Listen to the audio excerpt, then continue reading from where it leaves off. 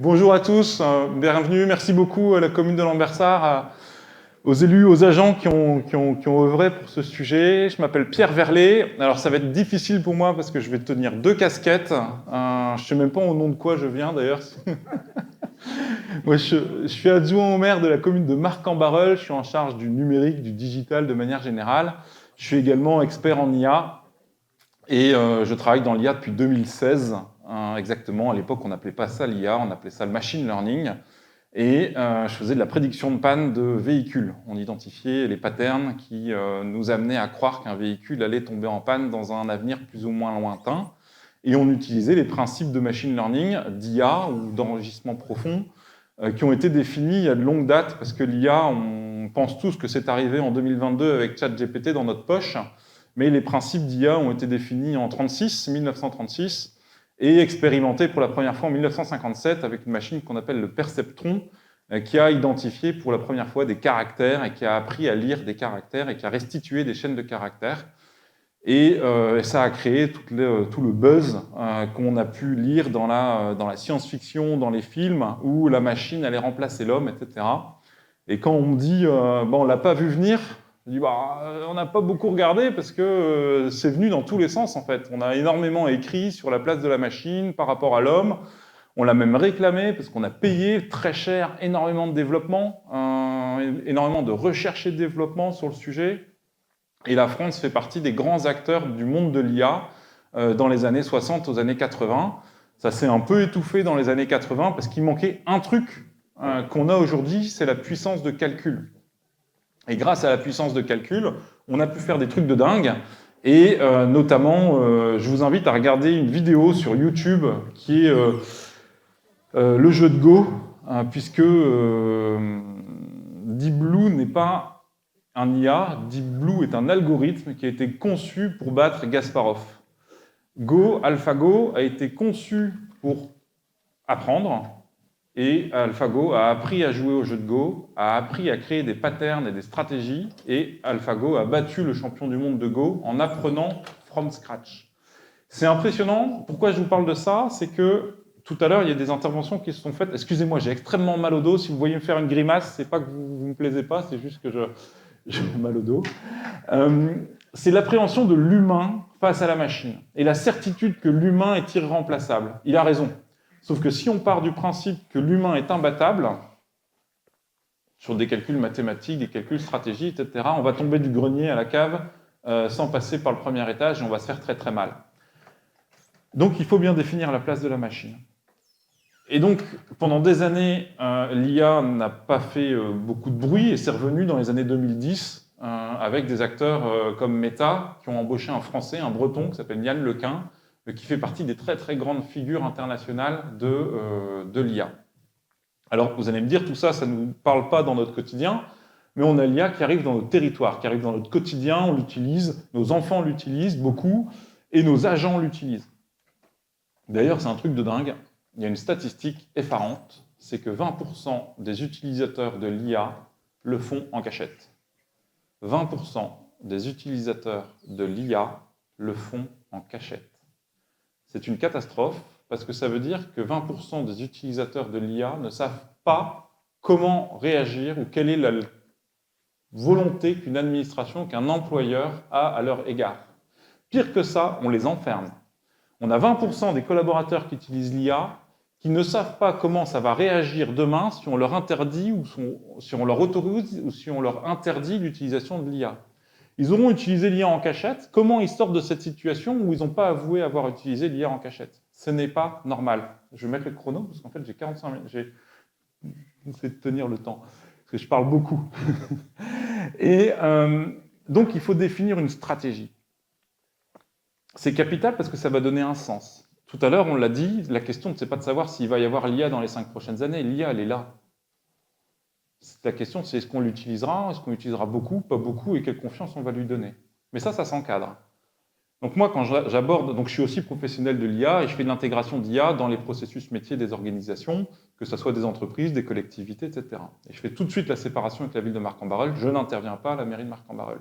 Et s'il y a des interventions pour la mairie de Marcq-en-Barœul, c'est un concurrent, un confrère qui interviendrait pour mettre en œuvre. Mais on a fait le choix, et je reviendrai sur Marc Ambarel tout à l'heure, d'essayer de monter en compétences en interne avec les équipes pour apprendre à utiliser et faire utiliser l'IA correctement. Comme aujourd'hui, on n'imaginerait pas dans notre commune des agents qui ne sachent pas utiliser Excel ou la suite bureautique convenablement. L'IA, ça sera la même chose que les suites bureautiques, il faudra savoir l'utiliser correctement dans notre territoire, on va y revenir.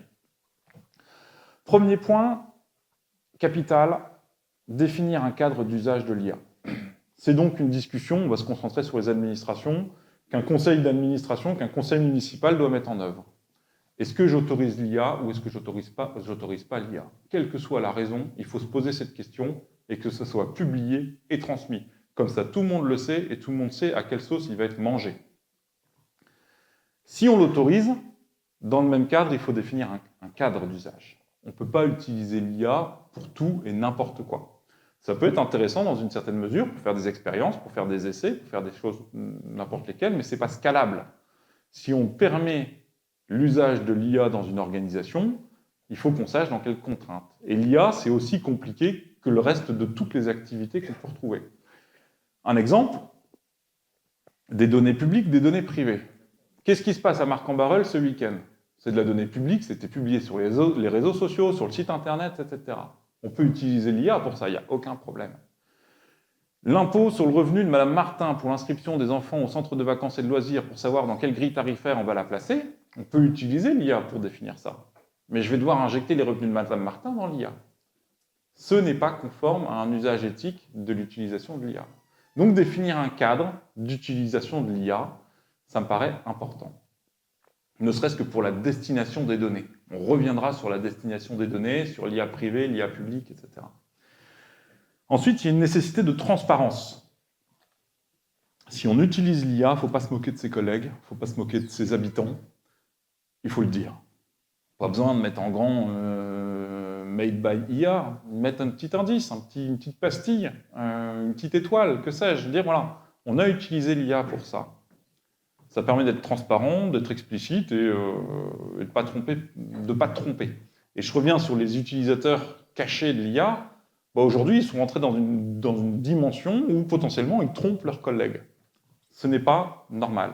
Il faut tout à fait humblement dire « Ok, il y a eu des usages, on ne sait pas trop comment ça s'est passé, mais on va mettre les choses à plat. Et tous ceux qui utilisent l'IA aujourd'hui, dites-le tout simplement. Il n'y a pas de problème. On va juste remettre à plat la situation dans laquelle nous sommes. » Il faut le dire avec transparence, honnêteté et pas taper sur les gens. Parce que finalement, ils ont juste utilisé les technologies qui sont disponibles dans leur temps. Donc, transparence. Responsabilité. Un autre volet. Alors, ceux qui s'intéressent à une charte de l'IA qui reprend des éléments d'expérience, n'hésitez pas à me les demander sur l'atelier tout à l'heure, par mail, tout ça. Je le fournis avec plaisir parce que c'est ensemble qu'on construit des choses performantes et moi, je cherche toujours à ce qu'ensemble, on soit de plus en plus meilleurs. Et donc, je vous les donnerai, et la seule contribution que je vous demande, c'est que si vous modifiez des contenus, que vous m'apportiez ces contenus pour qu'ils m'aident également. Ensuite, donc, on est sur la responsabilité. Le volet après la transparence, c'est la responsabilité. À aucun moment, on peut entendre un collaborateur dire « c'est pas moi, c'est l'IA ». Ça, c'est bon pour nos enfants à 8 ans. Quand on est spécialiste de cette thématique, on a le droit, même en tant que spécialiste de cette thématique. Moi, je fais du développement logiciel aussi, j'utilise l'IA pour faire du développement logiciel. Sauf que quand je fais une boulette sur un développement logiciel, je ne dis pas c'est la faute de l'IA, c'est ma faute. Je n'ai pas relu mon code. J'ai fait une erreur professionnelle. C'est donc la responsabilité. On est responsable de ce qu'on fait sortir de l'IA. C'est très important parce que du coup, ça nous demande d'être encore plus compétents. Quand on contrôle le travail d'un collaborateur, on fait appel à notre expertise et à notre capacité d'analyser le travail d'un autre. C'est exactement la même chose avec l'IA. Il y a quelque chose plutôt, qui a produit du contenu. Je vais faire appel à mon expertise pour en vérifier. Et si je n'ai pas l'expertise suffisante pour valider le contenu, je fais appel à mes collègues qui ont cette expertise. Il s'est passé quelque chose, je ne vais pas dire le nom de la structure parce que ce n'est pas sympa pour eux. Ils ont dit, allez-y, utilisez l'IA, c'est génial. Les agents, c'est une administration, à utiliser l'IA, ils en avaient la consigne. Et ils se sont rendus compte qu'ils produisaient des contenus d'une qualité exceptionnelle. Oh, c'est génial, c'est beau. Et donc, ils ont commencé à diffuser des contenus qu'ils faisaient eux-mêmes, sans en parler à la communication. Sauf qu'ils se sont très vite rendus compte qu'il n'y avait plus de cohérence dans la charte graphique, qu'il n'y avait plus de cohérence sur le message politique et les éléments de langage qui faisaient les éléments de langage de la commune. Le service de communication de cette administration n'était pas qu'une machine à rendre beau un contenu, c'était aussi une machine à valider des éléments de langage, à valider une charte graphique, une marque employeur, une stratégie, en lien avec d'autres structures que sont le cabinet des élus, etc., etc. Donc cette administration a fait machine arrière en disant « Mais non, vous n'avez plus rien de droit, on va valider les outils ». Ben non, en fait, c'est dommage. Si on respectait le travail de ses collègues et qu'on faisait appel à des experts sur leur périmètre de compétences, on ne serait pas arrivé à cette erreur-là. Et donc, dans la charte, ça me semble important de rappeler également qu'il faille respecter le travail de ses collègues. Et si on fait un travail de création, et que ce travail de création a vocation à être diffusé, il faut demander à la communication de valider le contenu. C'est très important donc de respecter le travail de ses collègues, parce que l'IA pourrait être un outil qui nous permettrait de remplacer certains collègues sur une partie, sur notre vision de leur métier. Mais leur métier est plus complexe que la vision qu'on peut en avoir. Ça, c'est les grands champs, et une fois qu'on a décidé ça, et qu'on a parlé de tout ça, et qu'on a décidé ça avec un conseil d'administration, on peut dire à une collectivité, ok, c'est bon, voici le cadre d'utilisation de l'IA, il n'y a pas de problème avec ça, et chacun sait dans quel cadre il peut l'utiliser. Moi, j'ai tendance à dire, mettons à jour les conditions générales d'utilisation de la charte informatique avec ces éléments-là, résumés et accessibles de manière plus complète. C'est cool, on a décidé qu'on pouvait utiliser... Imaginons qu'on a autorisé l'usage de l'IA, parce que si on dit qu'on ne l'a pas utilisé, je dirais qu'on ne peut pas l'utiliser, c'est réglé, on ferme la porte, on rentre chez soi.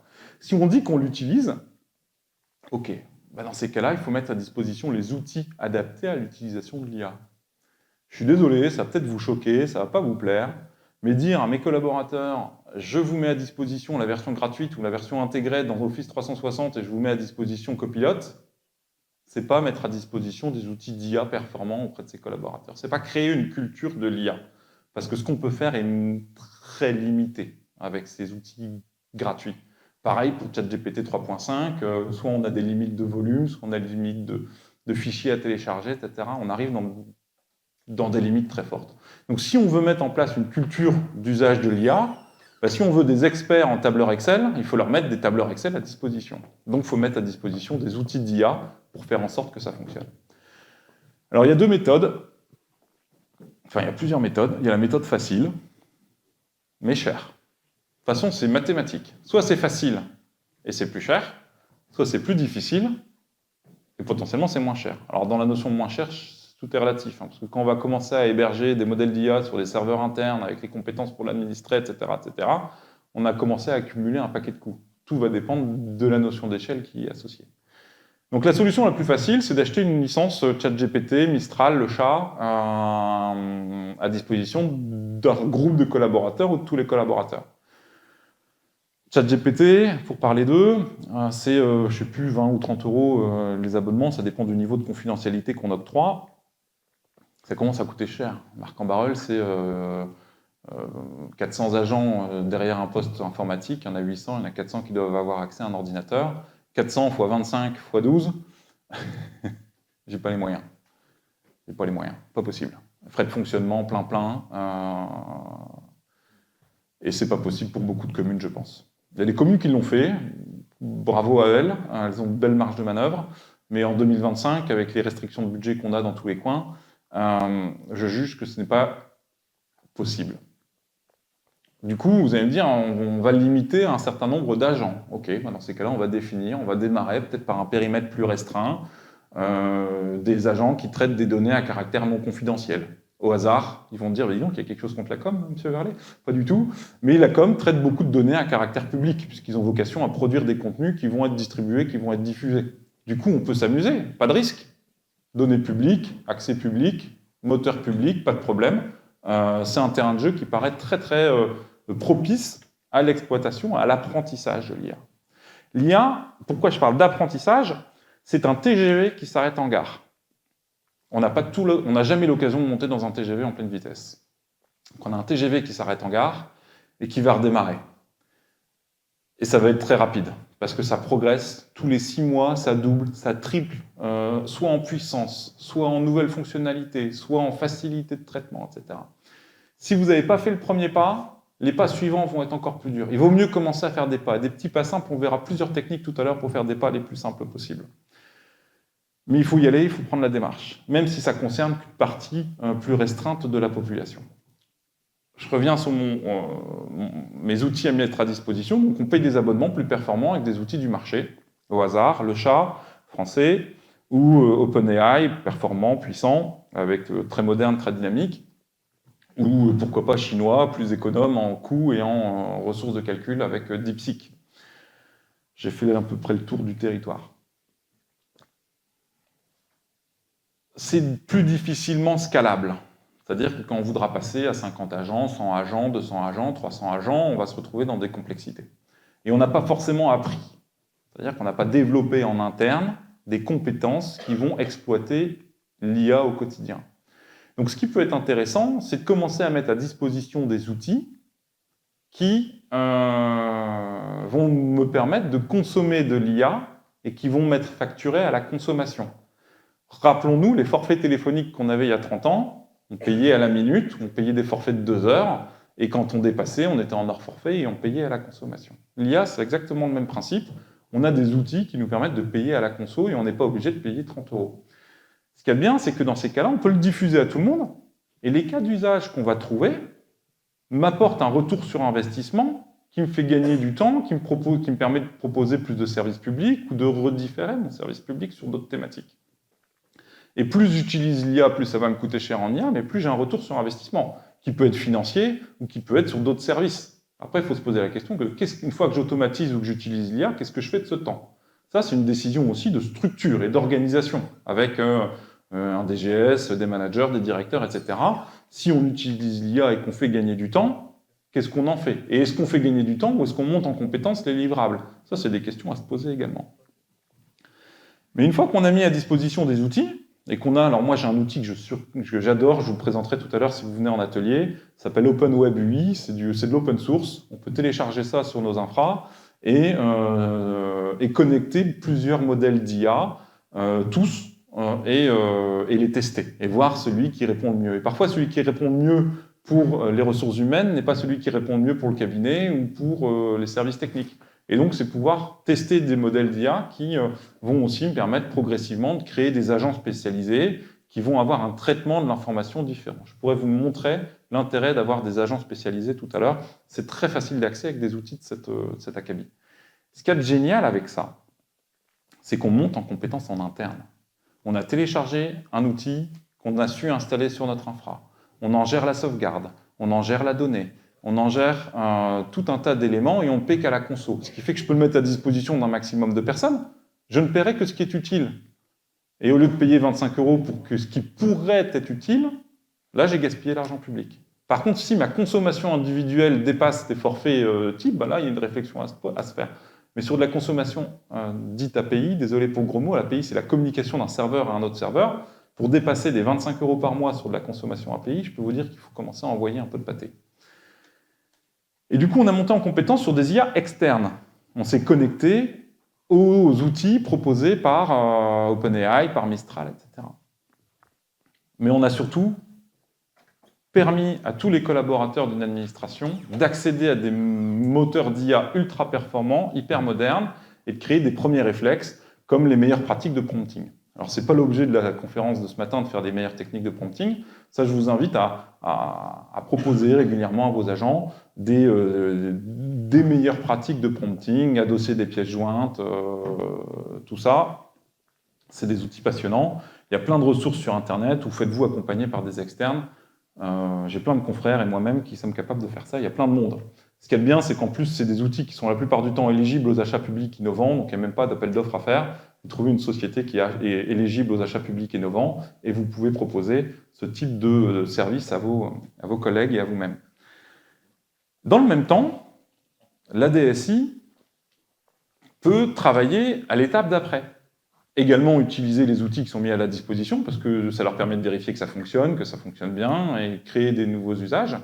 Mais également de passer... Donc là, on parle de données publiques essentiellement. On n'a pas encore mis des données à caractère personnel. Et donc, on va pouvoir adosser à ces outils, au hasard OpenWeb UI, parce que j'en suis un grand fan, mais il y en a plein d'autres, Anything LLM, etc.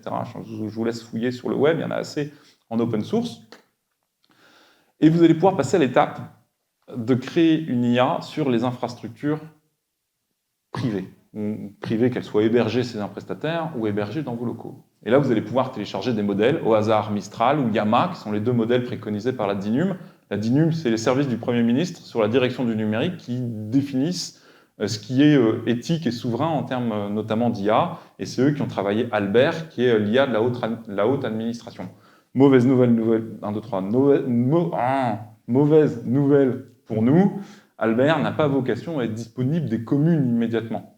C'est avec les départements, les régions, l'administration publique d'État.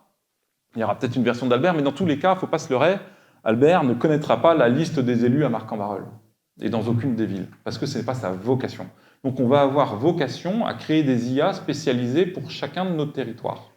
On reviendra sur ces IA spécialisées qui sont beaucoup plus accessibles que ce qu'on peut imaginer techniquement.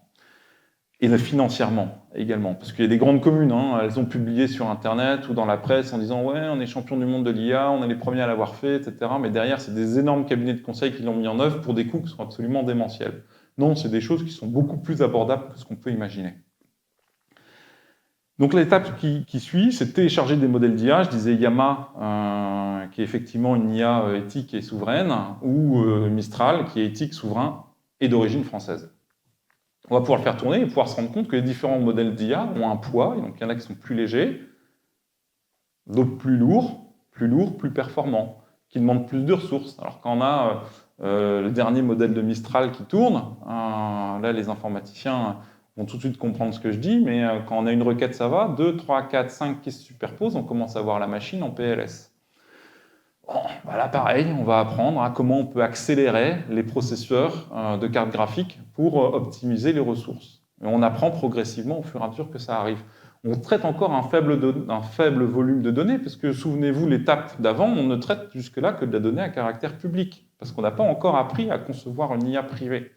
Mais on a des outils qui commencent à fonctionner, à être diffusés en interne, et on gère la montée en charge. Est-ce que cette montée en charge, on est capable de l'absorber dans notre territoire ? Ou est-ce que j'arrive à des limites? Moi, Marc-en-Barœul, c'est une ville de 40 000 habitants. Il y a un moment, je vais arriver à une capacité maximum de ce que je suis capable de mettre dans mon infrastructure. Est-ce que je la mutualise avec d'autres territoires?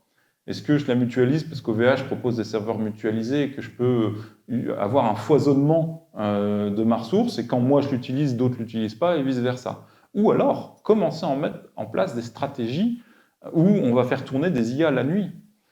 Si on écrit un courrier à tous les habitants pour leur dire « voici le tarif auquel vous allez être éligible pour les centres de vacances et de loisirs », je ne suis pas obligé de le faire tourner à 11 h le matin. On peut définir qu'on fasse ces courriers, qu'on les fasse tourner entre 1 h et 3 h du matin, au moment où la ressource n'est absolument pas exploitée. Et si ça met 2 heures au lieu de 30 secondes, c'est pas grave. Ça devient un bon usage, mais on a appris à avoir ces usages-là. Et c'est par une politique de petits pas qu'on va progressivement mettre des sujets de plus en plus compliqués. Donc on est à l'étape où on a créé une IA, enfin on a installé sur des serveurs privés une IA qui va nous permettre de traiter de la donnée à caractère personnel. Et là on va pouvoir commencer à agrandir le terrain de jeu et mettre à disposition de nos collègues, dans des environnements comme celui que j'ai cité tout à l'heure, des IA où il n'y a plus de limite sur la confidentialité de la donnée. Souvenez-vous, dans ma charte, j'ai défini les contraintes dans lesquelles je peux utiliser de l'IA ou pas utiliser de l'IA. Et on avait dit que sur des données à caractère personnel, on n'utilisait pas l'IA.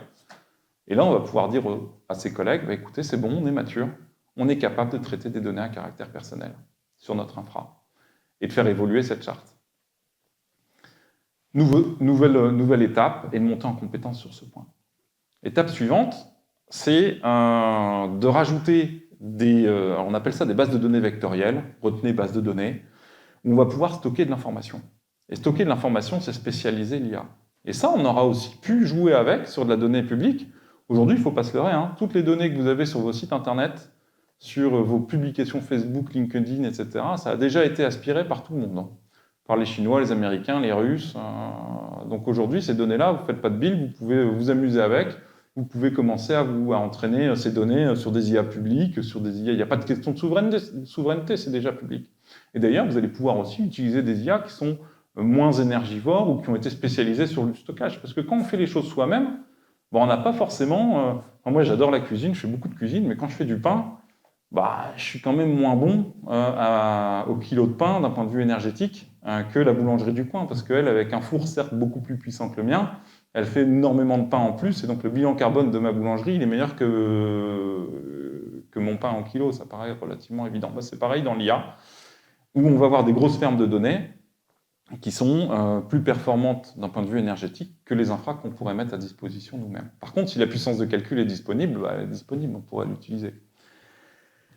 Et donc, dans ces missions-là, c'est de se créer des bases de données spécialisées pour créer des agents spécialisés. Alors, soit c'est de la donnée publique, et dans ces cas-là, on est capable de répondre, soit c'est de la donnée de plus en plus privée. Et là, il n'y a pas de limite dans les bases de données. Une fois qu'on maîtrise l'outil et qu'on sait créer des bases de données vectorielles, on peut en faire des qui sont archi-spécialisées sur les questions de ressources humaines. On peut en faire des qui sont archi-spécialisées sur, pourquoi pas, une base de données, une IA spécialisée sur les arbres. On en parlait ce matin dans l'atelier. Voilà, il n'y a que les arbres dedans. Et elle ne répond qu'à des questions liées aux arbres. C'est pas grave, elle est hyper spécialisée. Et après, on peut se créer des IA arbitres qui chapeautent tout ça et qui vont réorienter le flux d'informations sur les différentes IA spécialisées qu'on peut avoir. Et on y va progressivement, une par une, en fonction des cas d'usage qu'on a identifiés. Si les arbres deviennent, j'adore les arbres, ils deviennent un sujet capital dans notre administration, eh ben, c'est peut-être le premier sujet d'IA confidentiel qu'on va créer sur les arbres. Et donc, on commence à se créer cette structure en ajoutant ces IA spécialisées, puis progressivement, on y ajoutera et on complexifiera notre architecture. Et ça devient une architecture. Et on peut se créer progressivement ces outils d'IA. Alors, du coup, on arrive... Alors là, on a monté un paquet de marches, doucement. Alors, ces marches-là, il y en a qui sont capables de les faire en 1 an, parce qu'ils ont des informaticiens, j'imagine que la région, la MEL, progressivement, avec les ressources qu'elles ont, peuvent monter ces marches-là très rapidement.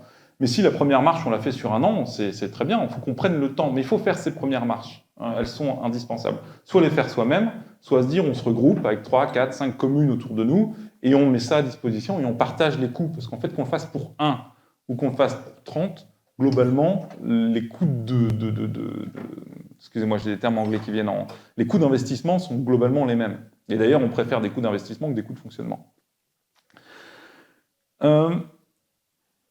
Dernier élément, on a permis à tout le monde d'utiliser des outils d'IA.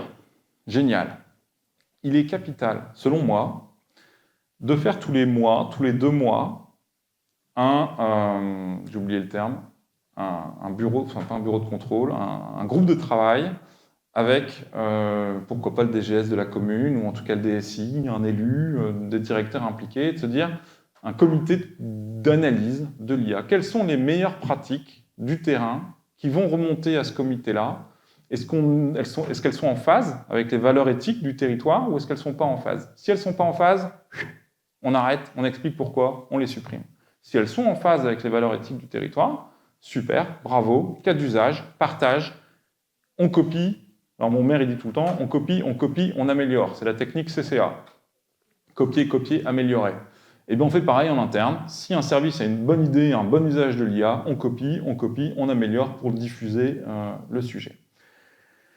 Donc ça, le rythme, ça peut être tous les 2 mois, peut-être démarrer tous les mois pour enclencher un processus, et puis après tous les 2 mois dans le bon fonctionnement, ça marche. Donc on arrive à une phase où on a mis en place de l'IA, on a des outils pour mettre en œuvre de l'IA, et progressivement, on arrive à monter en compétence sur des outils de plus en plus sécurisés, de plus en plus internes. Et on se retrouve à avoir identifié des cas, moi j'adore en prendre un, c'est des formulaires. On a des agents dans nos communes dont le métier consiste à recopier des formulaires, parfois papier, dans des applicatifs métiers. Moi j'ai un profond respect pour ceux qui font ça, parce que je ne pourrais pas le faire. Je pèterais un câble très très rapidement. Et l'agent le plus impliqué dans cette mission, il fera peut-être 3% d'erreurs. L'agent le moins impliqué, il fera peut-être 8-9% d'erreurs. Bon, en gros, en moyenne, statistiquement, ça a été prouvé, sur de la recopie, on est à 5% d'erreurs en moyenne. C'est-à-dire qu'on se crée des machines à créer de l'erreur. 5% de l'erreur sur des inscriptions de centres et vacances et de loisirs, c'est à la fin un concitoyen qui dit c'est pas le tarif que j'avais, qui a été convenu, ou alors c'est de la perte pour la ville, etc. Et l'IA est très très bien faite pour aller récupérer du contenu, le séparer en colonnes et le réinjecter dans un autre tableur ou un autre outil, base SQL, etc. Mais là, on est dans la recopie. Et si on utilise l'IA pour aller lire un fichier scanné ou une photo, en extraire les tableaux avec les contenus, Bah, en fait, l'humain, c'est pire que de la saisie. C'est-à-dire qu'on est devenu responsable copier-coller. Ah, franchement, waouh, la progression, merci, quoi. On est passé de l'IA, et l'IA fait que là où j'avais une responsabilité, où on faisait appel à mon intellect, parce que la famille Martin, je les connais, elle s'est trompée, son fils, il est pas inscrit au 2011-2016, enfin, je dis des bêtises, mais il est inscrit dans tel groupe, et elle s'est trompée de centre de vacances et de loisirs, etc., parce que finalement, au bout d'un moment, les agents connaissent par cœur les sujets dans lesquels ils travaillent.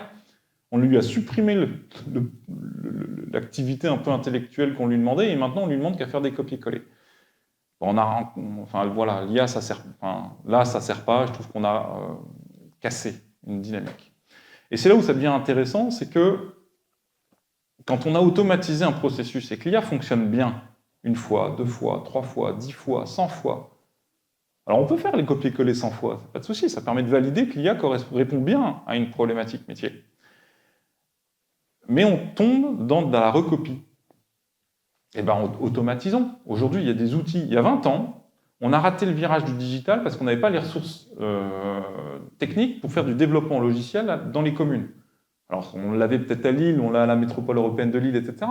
Moi, à Marc-en-Barœul, j'ai 0 développeur, hein, même si les collaborateurs sont capables de faire du code, mais ils n'ont pas matériellement le temps ni la mission de faire du code au quotidien, parce que développer un applicatif, c'est lourd. Du coup, on a demandé à des éditeurs. Et les éditeurs de logiciels, bah, ils ont la main sur nos données. Alors, je vais peut-être choquer des gens dans la salle. Il y a 30 ans, on disait no parking, no business. Pour parler avec un administré, il fallait un parking pour faire une réunion publique, pour partager des choses. En 2025, c'est no data, no business. C'est valable pour les entreprises, c'est valable pour l'administration. Et dans business, j'entends pas forcément faire du profit. J'entends une relation avec un usager pour lui fournir un service, qui pour nous est public. Mais si je n'ai pas la donnée de mon utilisateur, j'ai pas d'activité. Et donc, quand j'ai donné toutes mes données à des éditeurs, j'aime beaucoup les éditeurs, mais si j'ai pas accès à mes propres données, entre nous, c'est la loi, j'ai aujourd'hui dans mon portefeuille des éditeurs qui ne respectent pas la loi, et ils sont très contents, et ils continuent à répondre au marché public en ne respectant pas la loi. Demandons à nos éditeurs d'avoir des API, donc des outils, pour interconnecter nos logiciels, récupérer l'accès à les données, et pouvoir les exploiter. Et pourquoi pas utiliser l'IA dans notre périmètre sécurisé dont on a parlé tout avant.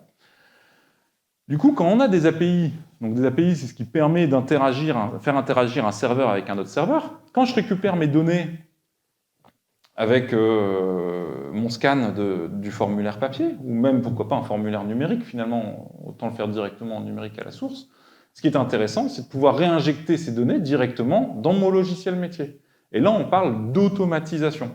Et là où à l'époque, l'automatisation faisait appel à du développement logiciel, aujourd'hui, on a des outils géniaux de ce qu'on appelle du no-code, c'est du développement sans connaître le code, type Make, type Zapier, type N8N, petite préférence pour N8N, parce que c'est libre et qu'on peut l'héberger sur notre infra. C'est pas très gourmand en ressources, et on peut créer des logiciels en 1 heure qui font de l'intégration de formulaires dans nos logiciels métiers sans avoir de connaissances en informatique. Et là, on passe, et l'IA a été conçue pour fonctionner avec ces outils dits d'API, de communication serveur-to-serveur, pour réinjecter la donnée. Et là, on peut commencer à s'amuser, parce que pour notre injection de formulaires dont je parlais tout à l'heure, lire le formulaire papier par une IA, 30 secondes. Transcription, je ne vais pas utiliser les termes techniques, mais en texte, ingérable par un ordinateur, 1 seconde. Je mélange de sujets. Un, c'est le temps de traitement de la machine pour le faire.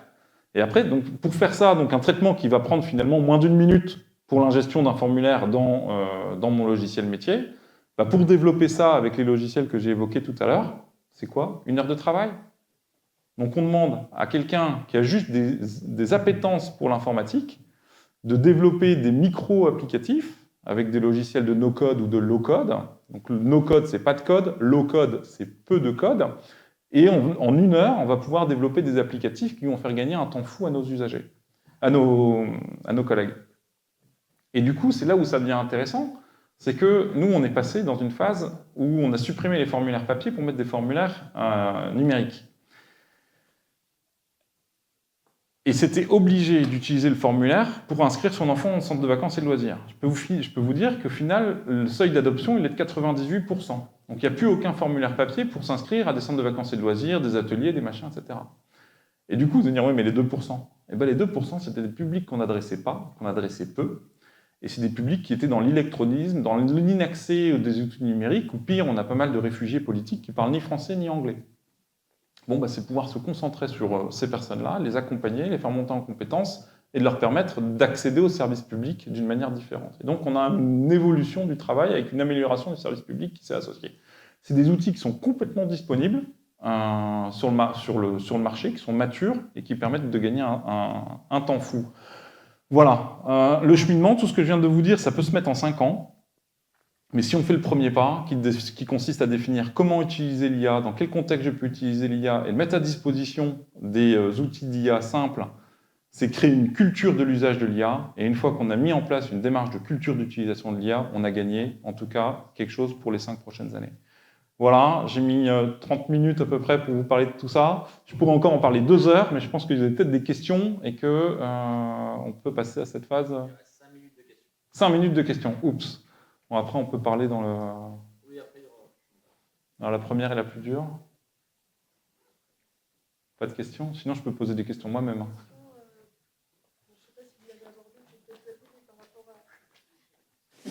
Oui, juste une question par rapport à l'écologie et au développement durable. Et je ne sais pas à quel moment vous expliquez quand est-ce qu'on intègre l'IA dans la collectivité, quels sont les processus, et à quel moment se pose la question de ça.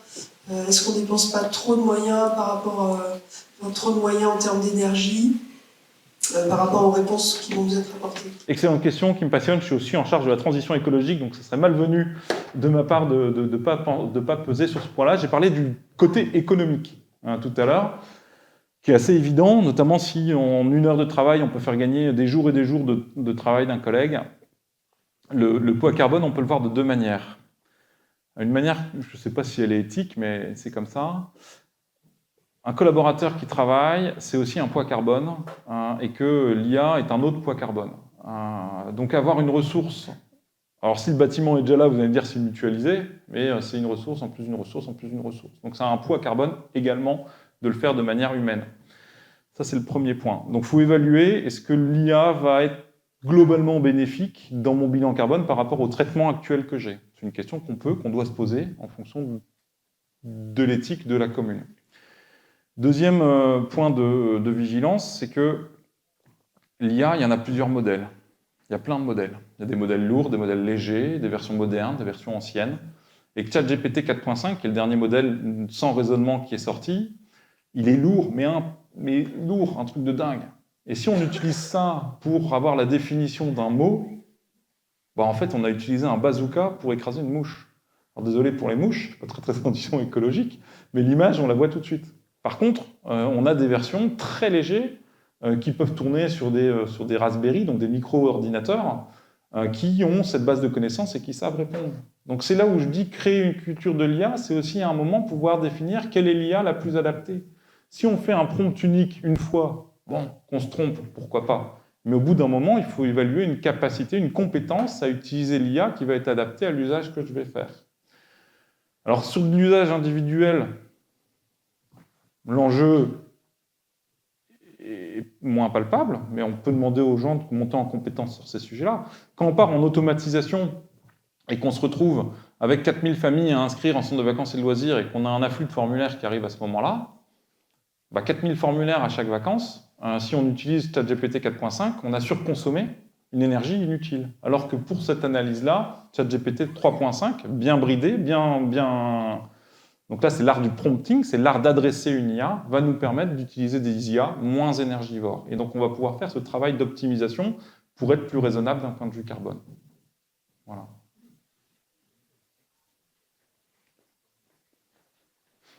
J'ai répondu à votre question ?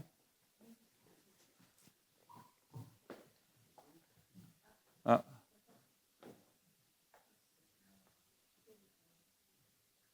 Bonjour. Est-ce que vous pouvez citer des exemples d'intelligence artificielle moins énergivore pour faire un prompt, pour avoir une réponse, ou bien pour corriger des textes et avoir une réponse claire et lorsqu'on veut générer un texte à base d'une correction d'une phrase, juste, est-ce qu'il existe des modèles d'intelligence artificielle qui est moins énergivore, des modèles comme le modèle 3.0 de ChatGPT, mais en moins puissant, on va dire, et aussi efficace? Bah, alors le 3.0, il fait partie des modèles les moins lourds aujourd'hui, mais il y en a qui ont été même allégés. Si on prend Yama, alors moi je leur donne d'autres noms maintenant sur mes outils parce que je me suis rendu compte que les noms techniques, les gens avaient du mal à les comprendre. Donc je dis le petit américain, le grand chinois, etc. pour dire l'origine géographique, la taille, petit, moyen, gros, et également l'éthique qui est associée. C'est sûr qu'aujourd'hui on prend un anthropique, Claude, qui se débrouille très très bien sur des sujets littéraires, est considéré plus éthique que ChatGPT.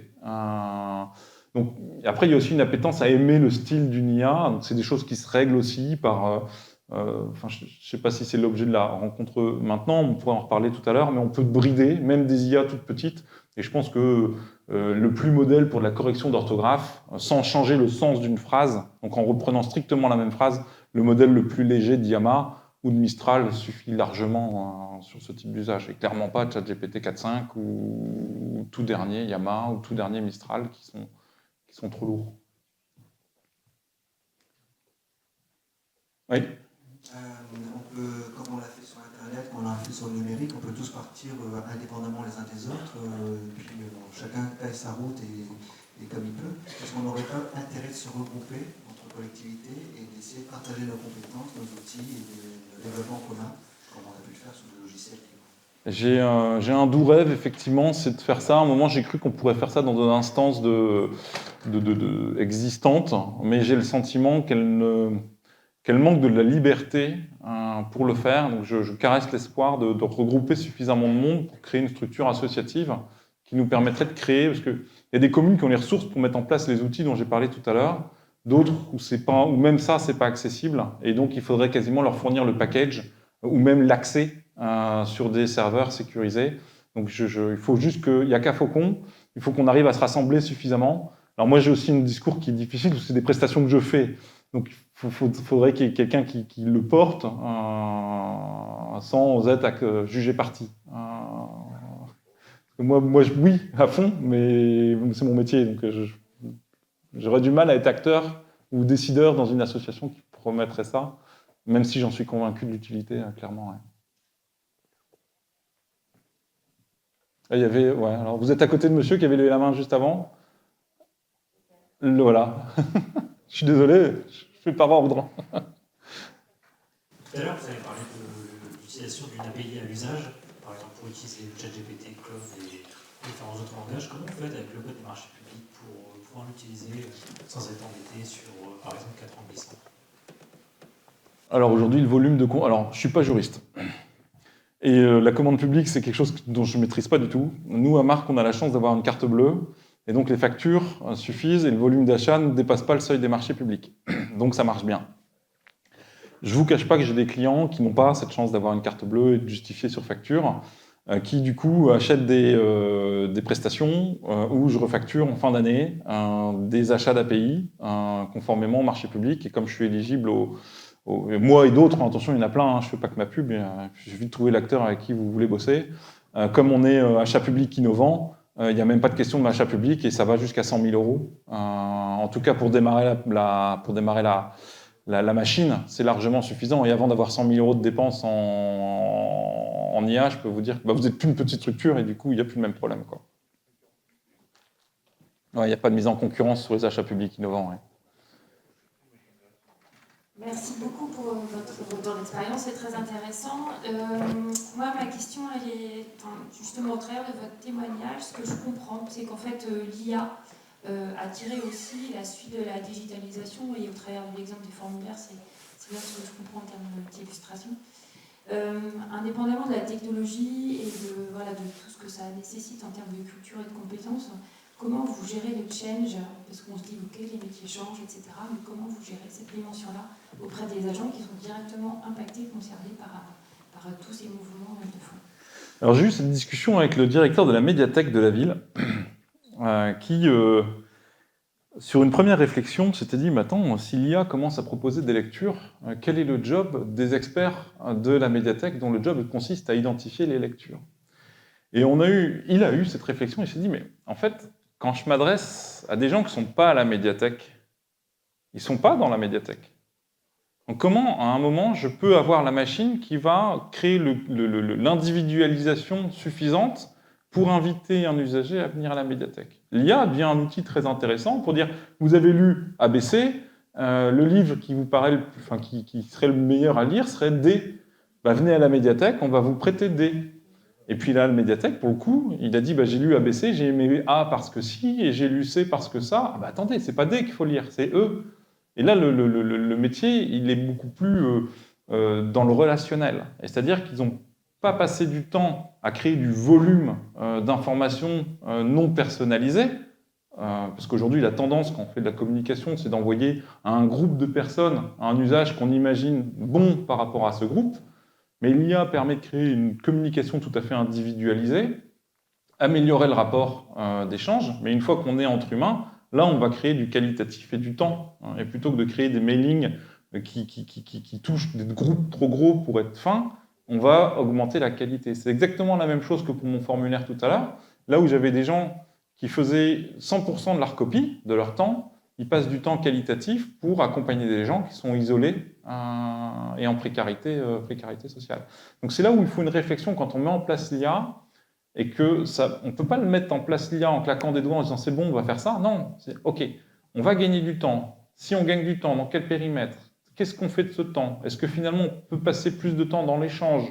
Moi j'ai un client, c'est une entreprise, il m'a dit on va mettre en place l'IA, et ce temps-là ne sera pas mis à profit d'une nouvelle mission dans l'entreprise. Ce temps-là sera mis à profit de l'échange entre mes collaborateurs sur les sujets dans lesquels on a travaillé. On va améliorer nos appels d'offres, on va améliorer la qualité du contenu. Et c'est intéressant d'avoir cette réflexion-là pour dire qu'est-ce qu'on fait de ce temps si on a du temps à gagner. Et si on n'a pas de temps à gagner, bah, quoi ça sert d'utiliser l'IA? Et donc du coup, pas le mettre en œuvre. Parce que c'est énergivore, parce que ça coûte cher, parce que, etc. Et ça devient un choix. J'ai peut-être répondu à moitié à la question. Mais... Non, c'est très clair, mais moi je suis complètement convaincue effectivement ce temps peut être bénéfique sur d'autres aspects. Simplement, c'est comment on amène ce niveau de maturité, de réflexion auprès des gens qui sont directement concernés. Et après, il ne faut pas le faire contre eux. Aujourd'hui, il y a tellement de champs d'application de l'IA qu'un public, quel qu'il soit en entreprise, c'est le même. On a tous peur de perdre notre job. Enfin, si on a peur de perdre notre job, c'est qu'on n'a pas... On a peur de nos propres compétences. À un moment, il faut dire aux gens, vous êtes compétents sur un sujet. Et quand on met en place l'IA, moi, la première chose que je dis, c'est qu'on va demander aux gens qui utilisent ou qui vont contrôler le travail de l'IA d'être encore plus compétents qu'ils n'étaient avant. Parce qu'identifier des erreurs dans un volume d'informations, c'est difficile. C'est-à-dire que là où, quand on faisait mon sujet de recopie, pendant tout le sujet où la personne saisissait de l'information, la personne avait le temps de penser à ce qu'elle écrivait et de se dire, est-ce qu'il n'y a pas un problème dans ce que je suis en train d'écrire entre le nombre d'enfants et le montant final? Et elle avait le temps donc de définir cette erreur-là. Mais là, avec l'IA, elle reçoit un message qui est préfabriqué, qui n'a plus qu'à valider avec le montant, le revenu, le nombre d'enfants, et je lui demande en un quart de seconde de décider si elle clique sur envoyer ou si elle retient l'email. Bah, je lui demande une compétence encore plus lourde. Est-ce que j'ai envie est-ce que finalement c'est profitable de demander ce temps-là? Et ça, cette réflexion-là, il faut l'amener. Et c'est là où, quand je disais copier, améliorer, c'est de se dire, dans un comité d'éthique, est-ce que j'ai du bénéfice ou est-ce que j'ai créé du risque? Si j'ai créé du risque d'envoyer des choses non qualitatives, il ne faut pas le mettre. Mais j'ai créé l'occasion d'avoir ce débat-là. Et après, on doit valider. C'est là où on se dit, tiens, je mets en place l'IA. Quand on met en place l'IA, il faut accepter l'échec. Si vous vous dites, je mets en place l'IA, je ne veux pas d'échec, bah oubliez tout de suite, ça ne sert à rien d'y aller. On appelle ça un programme, et encore. Donc si vous avez une tolérance à l'échec et que vous acceptez ça, on peut y aller. Et du coup, on va évaluer. Est-ce que c'est bon à 100%? Super. Est-ce que c'est bon à 90%, 80%, 50%, 10%? Si finalement on se rend compte que la copie du formulaire est bonne à 10%, bah en fait on n'y va pas. Ça sert à rien. Si c'est bon à 90%, ok super, c'est bon à 90%. Par contre c'est bon à 90%. Donc il faut identifier les 10% des erreurs. Et qui est-ce qu'on met au contrôle? Est-ce que c'est une IA qui contrôle l'erreur? Parce que ça marche aussi d'avoir des IA qui contrôlent. Ça marche bien d'ailleurs. On augmente le coût carbone. Mais est-ce que c'est un humain qui le contrôle? Est-ce que c'est humainement acceptable? parce que le temps de traitement, il peut aller trop vite. Et il ne faut pas demander l'impossible après. Et ça devient... Là, on rentre dans du très très fin sur ces sujets. Mais c'est des questions passionnantes. Ouais. Ouais, on est bon. Merci à tous. Désolé, je suis un peu passionné par mon truc.